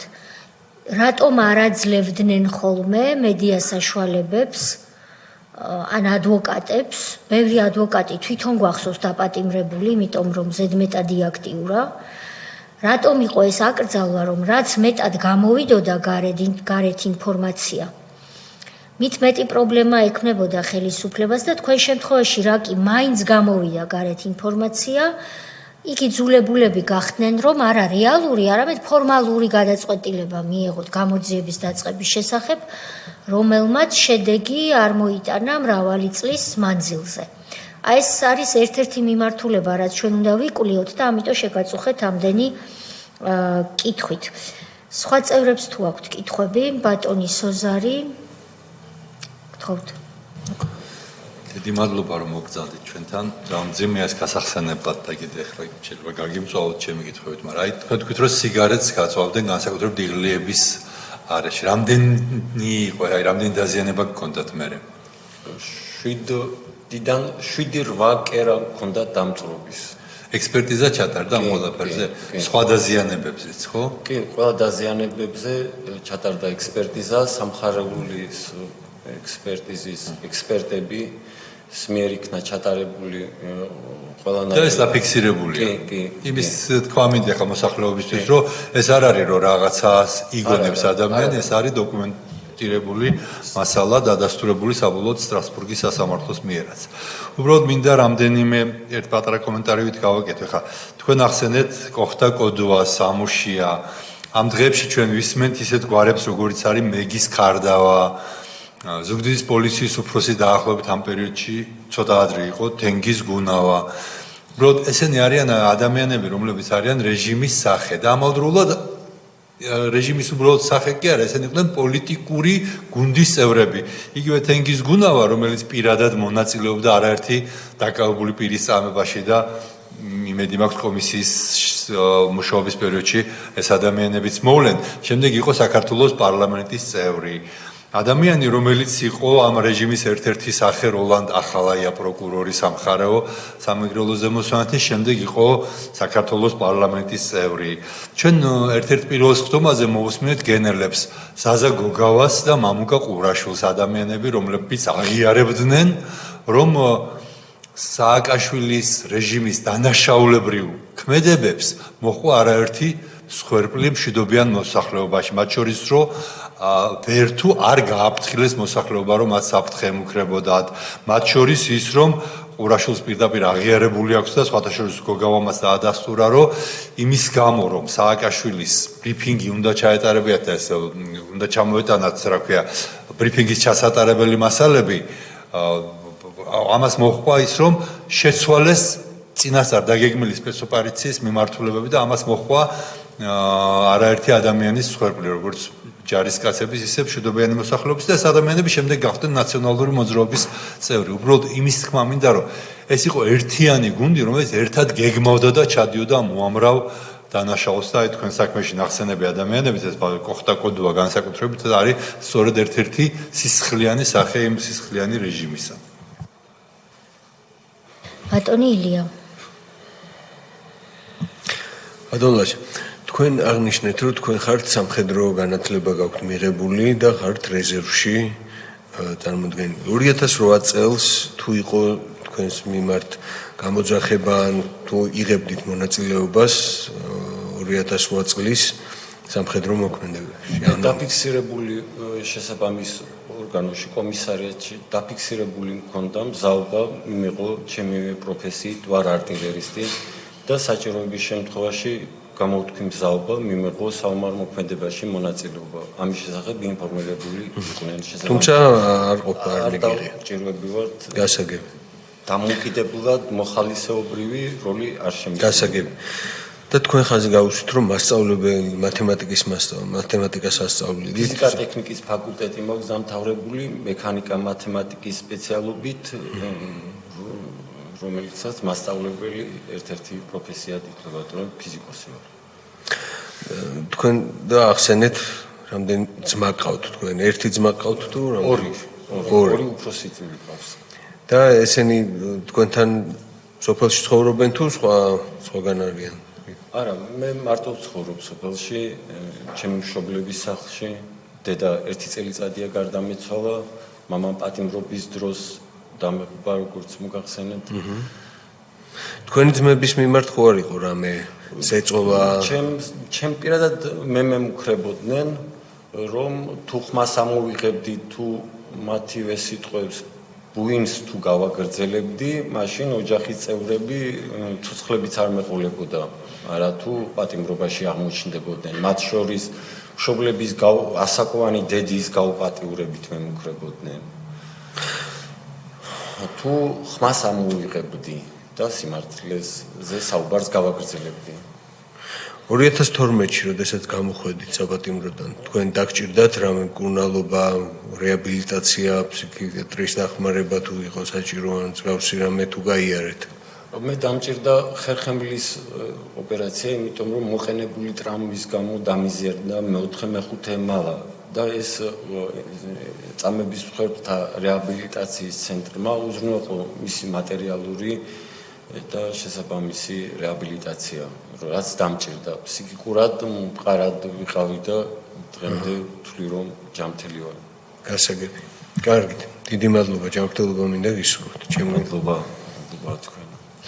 ბატონო ლაშა, ჯანმრთელობაზე მინდოდა მეკითხა და მადლობა ბატონ ილიას რომ ეს კითხვა დასვა. მე ასეთი კითხვა მაქვს, თქვენ დღეს ხომ არ გემუქრებათ ვინმე ან რამე, იმიტომ რომ ეს მავნებლები ჯერ კიდევ ფართხალებენ, მათ შორის სამეგრელოში და ქმნიან ილუზიას იმის თაობაზე, რომ საერთოდ რაღაცას წარმოადგენენ. მაგრამ მათ უნდა იცოდნენ ის, რომ ჩვენ ბევრი ვართ და რომ ჩვენ ყველაფერს გავაკეთებთ იმისთვის და არცად წასვლას ჯერჯერობით არ ვაპირებთ მანამ სანამ ისინი ფართხალებენ, რომ მათი არსებობა პირდაპირ პროპორციულია ჩვენი არსებობის. ჩვენ ვართ ჯარისკაცები. არსად წასვლას არ ვაპირებთ სანამ ისინი არ განადგურდებიან. შესაბამისად ხომ არ არის მაინც აი რაღაცა საფრთხე თუნდაც მოჩვენებით, იმიტომ რომ ამდენ ჭირვარგამ გამოვლილ ადამიანს შეიძლება უფრო მეტად გალესილი გქონდეს გრძნობელობა სხვადასხვა მხრიდან მომდინარე საფრთხეებისადმი. ხომ არ არის ასეთი, რომ ვუთხრათ საჯაროდ საზოგადოებას და ჩვენც ვიცოდეთ. მოგახსენებთ რომ ამ ყოველივე ჩემთან მიმართებაში განხორციელებული ამ ძალადობის და უსამართლობაზე არიან აღძრულ საქმეზე ნაწილი პირებისა არიან დაკავებულები, მაგრამ საქმე გაყოფილია ორ ნაწილად და მაქვს იმედი, რომ მეორე ნაწილიც საქმისა დასრულდება და თავს ალბათ უსაფრთხოდ მხოლოდ ამ შემთხვევაში ვიგრძნობ. რამე თუ ეს პირები დღემდე თავისუფლებაზეც არიან და ძალოვან სტრუქტურებში თანამდებობებზეც არიან, საპასუხისმგებლო საკმაოდ მაღალ თანამდებობებზეც არიან, მაგრამ მიუხედავად ამისა, მე და არსებული საფრთხისა, მე დღემდე ქვეყანა არ დამიტოვებია, თუმცა მქონდა მინიშნება, რომ უნდა დამეტოვებია, მაგრამ მე ქვეყანა არ დამიტოვებია და მე თავს ყოველ შემთხვევაში შიშის გრძნობა მათი აღარ მაქვს, თორე საფრთხე მათ მხრიდან რანაირიც არ უნდა იყოს, ყოველ შემთხვევაში მე მათი არ მეშინა. არ გამორიცხავთ, რომ არსებობს, თუმცა შიშის განცდაში არ ცხოვრობთ. ვისგან იყო ეს რჩევა და რომელ წელს რომ ქვეყანა დატოვეო? რჩევა კონკრეტულად რამდენადაც ესენი ეს პირები დღემდე თავისუფლებაზე და მაღალ თანამდებობებზე არიან და არიან სამეგრელოში ალბათ, სამეგრელოში, დიახ. არიან მაღალ თანამდებობაზე, ამავდროულად არიჩენენ ისეთ, არ აკეთებენ ისეთ მკვეთრ არ ტოვებენ სამხილებს, მაგრამ იძლევიან მინიშნებებს, რომლებზეც საუბარი ჩემ მხრიდან იქნება მტკიცებულებებს მოკლებული და ამავდროულად მომიწევს ისეთი ადამიანების სახელების ხსენება, რომლებიც ამჟამად უკვე ცოცხლებიც აღარ არიან და იმიტომ რომ ისედაც აბსურდში არ გადავსა. მათ შორის ჯვრის პოლიციის ხელმძღვანელი მაშინდელი ხომ, რომელიც ცოცხალი არ არისო თქვენ ბრძანეთ. ის ადგილობრივი იყო თუ ჩამოსული იყო? ჩხოროწყუს წარმოშობით. აბაშიძე გვარად ხომ? დიახ. ბატონლაშა, ისინი ვინც ამჟამად საპატიმროში არიან თქვენს მიმართ განხორციელებული უკანონო ქმედებების გამო, რამდენი პირია ასეთი? 3 მიიცემული იქნა პასუხებაში, 2 არის ძებნაში და ამ 3-თაგან ერთმა აღიარა მოინანია მის მიერ ჩადენილი დანაშაული, რის გამო გაწეული იქნა განხორციელებული იქნა კანონით გათვალისწინებული ჰუმანური ღონისძიებები, რაზეც მე პირადად ეხლაც წინასწარად დასაკავებელ და მომავალში ვის დააკავებენ იმათ მიმართაც ეხლაც გამოვთქვა მზაობად, მაშინაც გამოვთქვი იმ პირების მიმართ მზაობა, რომ ყოფილიყო სასამართლო ჰუმანური, რაც გამოიჩინეს კიდევაც და ერთი განთავისუფლდა სასჯელის სანახევროდ მოხდის შემდგომ, ხოლო ისინი ვინც არ აღიარეს მათ მიერ ჩადენილი დანაშაული და შესაბამისად არ მოინანიენ, დღემდე იმყოფებიან პატიმრობაში. გასაგებია. კარგი, ჩვენთვის მნიშვნელოვანია რომ ვიცოდეთ თქვენ რაიმე საფრთხეს თუ მოელით საიდანმე, ეს საჯაროდ უნდა თქმულიყო, ვინაიდან რა თქმა უნდა ეს აღქმა თქვენი აღქმა, მაგრამ მნიშვნელოვანია ჩვენ ამის შესახებ ვიცოდეთ, იმიტომ რომ ვისაც მიემართება ეს თქვენი აღქმა, ის საპატიმროშია თუ არ არის თუ უცხოეთიდან გვისმენს და მნიშვნელოვანია რომ ყველა მიცოდეს რომ ამ კომისიის ფარგლებში მოწვეული პირის მიერ გაკეთებული ფაქტების გამო რაიმე ტიპის უარყოფითი შედეგი რომ დადგეს თქვენს წინააღმდეგ, ამას რა თქმა უნდა კანონი უმკაცრესად გასცემს პასუხს. ამიტომ თქვენ ჩემი თხოვნა იქნება რომ იყავით ჩვენთან კონტაქტზე და ნებისმიერი ტიპის შემოთვლა თქვენ ეს სიტყვა გამოგიყენებიათ, მაგრამ ამასთან უნდა გქონდეს საქმე, მათ შორის უცხოეთიდან, სადაც უფრო ეს პატარა კაცები უცხოეთში სწავლენ ხოლმე და მე იქიდან იციან მამაცური შემოთვლები, მეც მქონია ასეთი, თუ ასეთი იქნა, შეგვატყობინეთ. მნიშვნელობა არ აქვს, ვისგან წამოვა ეს. მადლობა კიდევ ერთხელ მობრძანებისთვის. წარმატებებს გისურვებთ და იმედი მაქვს, რომ თქვენი გვარის სხვა წარმომადგენლებიც, იმიტომ რომ მაშინ ასე იყო ცნობილი, რომ არქანიები ამოიჩემესო და ტერორი მიმდინარეობდა ამ გვარის არაერთი წარმომადგენლების მიმართ. გამოიჩენენ სურვილს, რომ გვეწვიონ კომისიის ხდომაზე და არა მხოლოდ ისინი, იმიტომ რომ კიდევ ერთხელ ვამბობ, როლანდი ახალაიას და მისი კლანის ხელში, კოხტა კოდუას, ქარდავების და სხვების ხელში სამეგრელომ ძალიან დიდი ტკივილი გადაიტანა.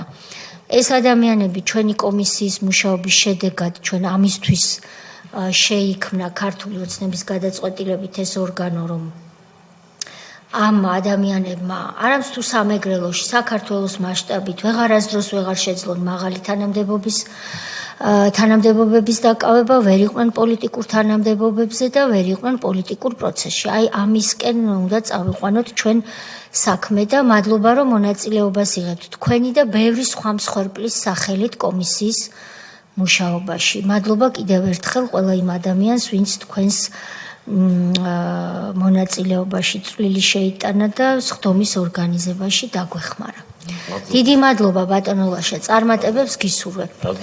სხდომას დახურულად ვაცხადებთ, გთხოვთ გავთიშოთ ღია ეთერი.